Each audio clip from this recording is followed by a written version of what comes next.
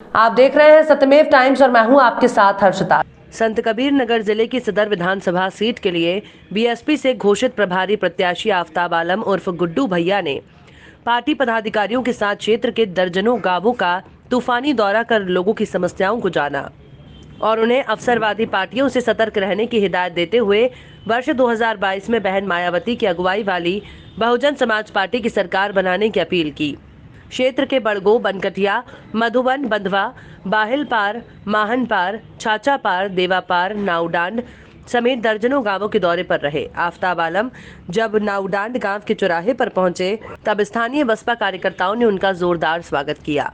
स्वागत के बाद आफताब आलम ने चौराहे पर स्थापित बाबा भीमराव अंबेडकर और महात्मा बुद्ध की प्रतिमा पर माल्यार्पण कर उन्हें नमन किया।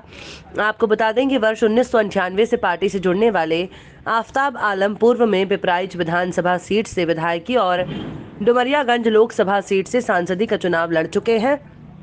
आफताब आलम की पहचान एक हरफन मौलार नेता के रूप में की जाती है। जाति, धर्म, मजहब से ऊपर उठकर राजनीति करने वाले आफताब आलम इस समय खलीलाबाद विधानसभा सीट के लिए बसपा से घोषित प्रभारी प्रत्याशी हैं, जो लगातार जनसंपर्क कर जनता के दिलों में अपनी जगह बनाने में जुटे हुए हैं। इसी कड़ी में जब वो क्षेत्र के नाउडांड गांव चौराहे पर पहुंचे थे तब लोगों ने उनका जोरदार स्वागत किया। इस दौरान चौराहे पर आयोजित चौपाल को संबोधित करते हुए उन्होंने केंद्र और प्रदेश की सत्ता में काबिज भारतीय जनता पार्टी की सरकार को जन विरोधी करार देते हुए प्रधानमंत्री मोदी और मुख्यमंत्री योगी पर जमकर निशाना साधा। उन्होंने भाजपा पर नफरत की राजनीति करने का आरोप लगाते हुए कहा कि पिछले लंबे समय से इस जिले का विकास ठप है। सरकार ने कभी संत कबीर नगर जिले की भलाई और विकास के लिए कुछ नहीं किया। इस जिले को बहन मायावती जी ने बनाया था। इसके विकास के लिए करोड़ों का बजट उन्होंने ही दिया था। उन्होंने कहा कि भाजपा का विकास सिर्फ अखबारों में दिखता है, धरातल पर कोई विकास नहीं दिखाई देता। इसके साथ ही उन्होंने और क्या कुछ कहा, आइए सुनते हैं उन्हीं की जुबानी।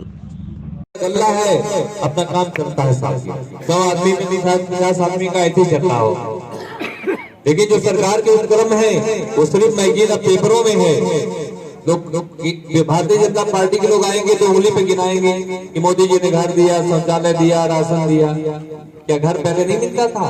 क्या शौचालय पहले नहीं बनता था? एक लूट करने के लिए इन्होंने 100 रुपया में 10 रुपए की योजना लागू किया। 90 रुपया इन्होंने अंबानी और अडानी को दे दिया, रेलवे बेच दिया, हवाई अड्डा बेच दिया, पेट्रोलियम बेच दिया, यहाँ तक कि लाल किले को भी गिरवी इन्होंने रख दिया। अब आप बताइए कि पेट्रोल का लोग बता रहे हैं कि सस्ता हो गया, तो दूसरा का कौन कह रहा है कि डीजल वाले ने 10 रुपए 60 दिए। जैसे ही उनका भारतीय जनता पार्टी के चरित्र है, उसी तरह इनके सरकार के काम करने का चरित्र है। ये बिल्कुल तालिबान पाकिस्तान से क्या मतलब? ये देश संविधान है, हिंदुस्तानी, इस मिट्टी में पैदा हुई, मिट्टी में मरना। ये खलीलाबाद की सीट बहन सुश्री मायावती जी ने जनपद को बनाया, संत कबीर नगर मुख्यालय दिया, आपको तहसील दिया, ब्लॉक दिया। 2007 से 12 में सरकार में दिखा नहीं आपको विकास? आएंगे तो पूछ लीजिएगा कि भैया क्या विकास? आप तो रूलिंग पार्टी के एमएलए, आपका केंद्र और राज्य दोनों है।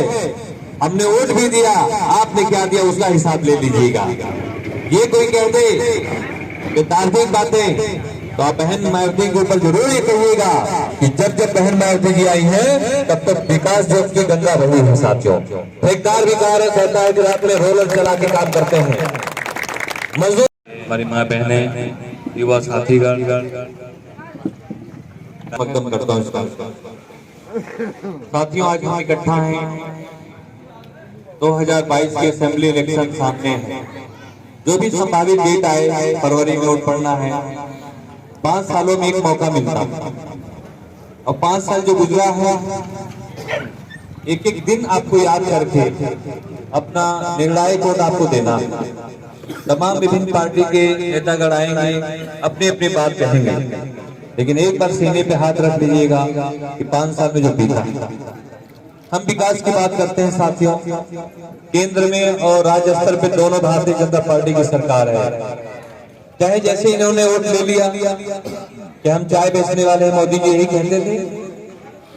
वो कहते थे कि हम चाय बेचने वाले हैं, 15 लाख खाते में देंगे, करोड़ों रोजगार की बात किया, किसानों की आमदनी को दोगुना की बात किया, ऐसी ऐसी बात किया कि हम खुद 2017 में जब चुनाव लड़ा था तो मैंने भी मोदी जी को शुभकामना दिया कि भाई चलिए अच्छा काम मोदी जी भी, लेकिन कथनी और करनी में बहुत फर्क होता है।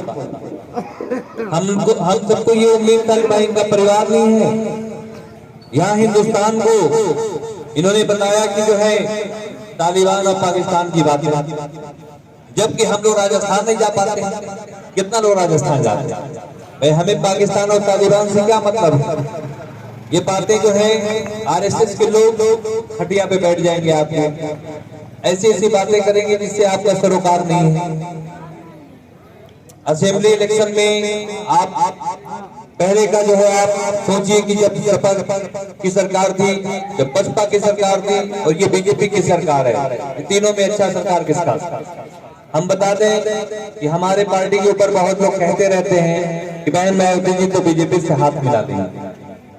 हमारे अखिलेश समाज के भी लोग बैठे हैं। 2005 जिला पंचायत लड़ा, 10 में जीता, मैं 2017 में मैं चुनाव 2 साल आमने सामने लड़े।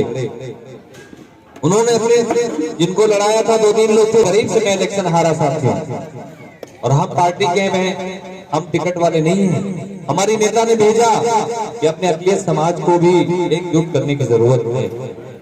जो बातें आती हैं कि बसपा भाजपा के साथ मिल जाती है, तो जब बहन मायावती जी ने बीजेपी को मिलाया, आप बताइए बीजेपी मजबूत हुआ कि कमजोर हुआ?